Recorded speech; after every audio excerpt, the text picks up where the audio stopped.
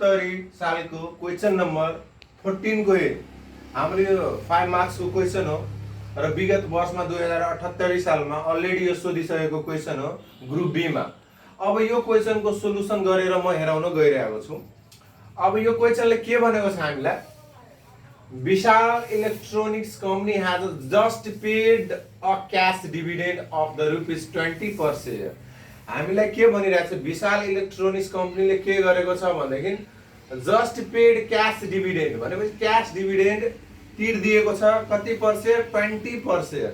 यहाँ हामीले के वर्ड दिएको छ, वर्ड हामीले बुझ्नुपर्छ, जस्ट पेड भन्ने वर्ड दिएको छ। जस्ट पेड भनेको हामीलाई D0 ले जनाउँछ। त हामी यहाँ के लेख्छौँ, सबभन्दा पहिले त्यसको सोलुसन र गिभन हामीलाई के दिएको छ, डिभिडेन्ड पेड, डिभिडेन्ड पेड दिएको रहेछ जसलाई हामीले D0 ले डिनोट गर्छौँ। ₹20 दिएको छ।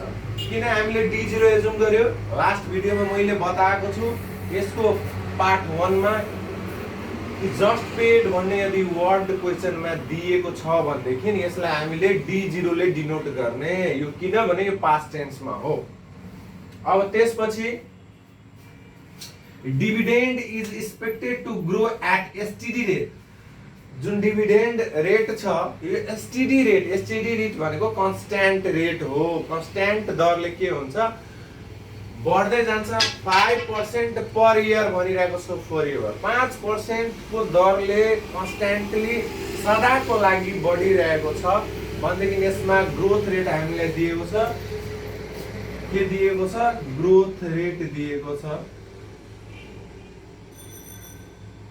ग्रोथ रेट दिएको छ र यो जुन के हो, कन्स्ट्यान्ट ग्रोथ रेट हो, सदाको लागि हो। 5%, 5% यो सधैँभरि 5% को दरले के हुन्छ, बढिरहने हो। एउटा मात्रै ग्रोथ रेट दिएको छ। अब हामीलाई के भनेको छ, investor required 50% return from investment. हामीलाई यो के दिएको छ, रिक्वायर्ड रेट अफ रिटर्न दिएको र रिक्वायर्ड रेट अफ रिटर्न हामी केले डिनोट गर्छौँ, केएस ले डिनोट गर्छौँ। अब हामी त्यही लेख्छौँ, रिक्वायर्ड रेट अफ रिटर्न जसलाई हामी के भन्छौँ, केएस भन्छौँ। हामीले कति पर्सेन्ट दिएको छ, 15%, 15% छ। अनि हामीले क्याल्कुलेट के गर्न भन्छ, calculate value of stock at present भनिरहेको छ। Current value of the stock calculation गर्नको भनेको छ, जसलाई हामी P0 भन्छौँ र P0 अलरेडी हामीले डिनोट गरेर यहाँ दिस पनि सकेको छ क्वेसन। हामीलाई के गर्ने, के क्याल्कुलेसन गर्न भनिरहेको छ, value of stock. Value of stock भनेको P0 इक्वल टु व्हाट, त्यो भन्दा अगाडि के भन्छ, एन्ड भनेको at the end of the 5th year भनेको P5 भनेको value of stock, value of stock at year 5 जसलाई हामी P5 भन्छौँ। हामीले यो क्वेसनमा दुईवटा कुरो फाइन्ड आउट गर्न भनेको छ, यो स्टकको P0 कति हुन्छ र यो स्टकको P5 कति हुन्छ। र हामीलाई यो सबभन्दा पहिले मोडल बुझ्नु पर्छ, यो कुन मोडलको क्वेसन हो, जीरो ग्रोथ मोडल हो कि कन्स्ट्यान्ट ग्रोथ मोडल हो कि सुपर नर्मल ग्रोथ मोडल हो। हामीले मजाले चिन्न सक्छौँ, only one growth rate is given. क्वेसनले हामीलाई एउटा मात्रै ग्रोथ रेट के गरेको छ, यहाँ प्रोभाइड गरेको छ भनेदेखि यो नर्मल ग्रोथ मोडल अथवा कन्स्ट्यान्ट ग्रोथ मोडल दिएको छ। अब यसलाई म सोलुसन गर्न गइरहेको छु, गिभन यहाँ मैले लेखिदिएको छु। अब के गर्ने भने कन्स्ट्यान्ट मोडलको, कन्स्ट्यान्ट ग्रोथ मोडलको फर्मुलाबाट हामी सोल्भ गर्छौँ। अब हामी के लेख्छौँ, वी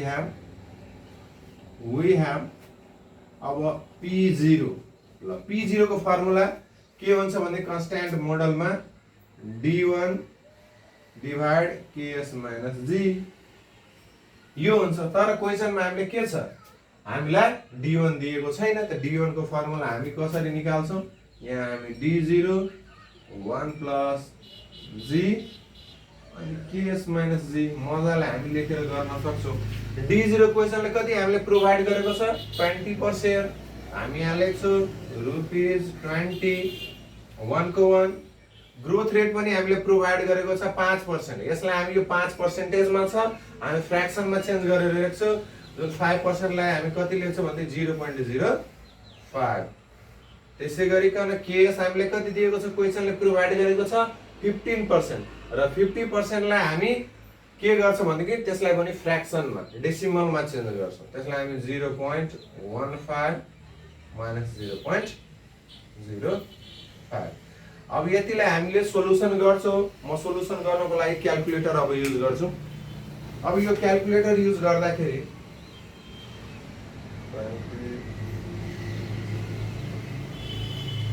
यो भनेको हामीलाई क्वेशनले 20 लाई हामीले योसँग पुरै ब्र्याकेटको क्याल्कुलेसन गरेर आउँदो रहेछ। हामीले भनेदेखि 21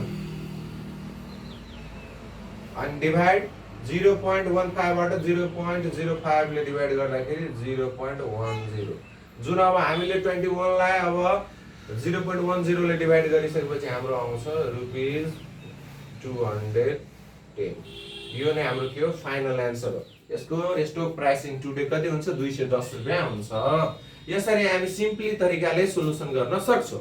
अब त्यसै गरिकन अब अगाडि हो नेक्स्ट एगेन हामीलाई के गर्नुपर्छ, क्याल्कुलेसन गर्नु भनेको छ। एगेन क्वेशनले हामीले P5 भनेको छ क्याल्कुलेसन गर्नको लागि। क्वेशनले के भन्दियो, P5। अब P5 क्याल्कुलेसन गर्नको लागि हामीले फर्मुला के छ, D6 KS minus GN अथवा G। अब D6 कि त हामीले के गर्नु पर्यो, D1 निकाल्नु पर्यो, D2 निकाल्नु पर्यो, अनि D3 D4 D5 D6 अथवा हामीले एकै पल्टमा पनि निकाल्न सक्छौँ। त्यसको लागि म फर्मुला यहाँ लेख्दै छु। D0 1 plus G to the power, यसको पावर 6 लेख्दाखेरि हाम्रो के आउँछ, D6 आउँछ र यसलाई हामी KS minus GN गर्दैछौँ। र D0 हामीलाई प्रोभाइड गरेको छ क्वेशनले, जुन कति रुपैयाँ छ, 20 रुपैयाँ छ।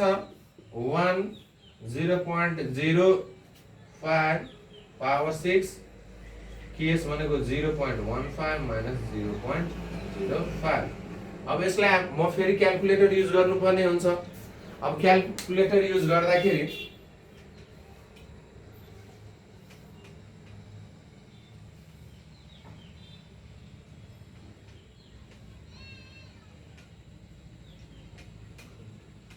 अब माथिको क्याल्कुलेसन गर्दाखेरि हाम्रो आउँदैछ, हामीले क्याल्कुलेटरले कति प्रोभाइड गरेको छ एन्सर भन्देखि 26.8019 यति प्रोभाइड गरिरहेछ।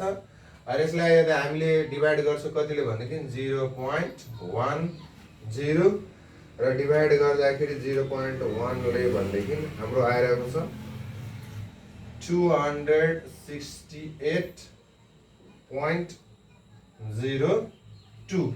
ल हाम्रो यो सोलुसन भइसकेको छ।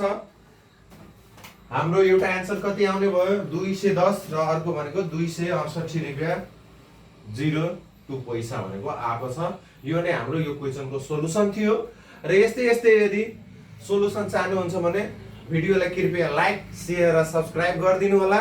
किनभने भिडियो बनाउँदाखेरि लाइक शेयर सब्स्क्राइब गर्दाखेरि भिडियो बनाउन पनि इच्छा मनोबल बढ्छौँ। त्यही भएर अब यसको अर्को पार्ट लिएर म आउँदैछु। धन्यवाद।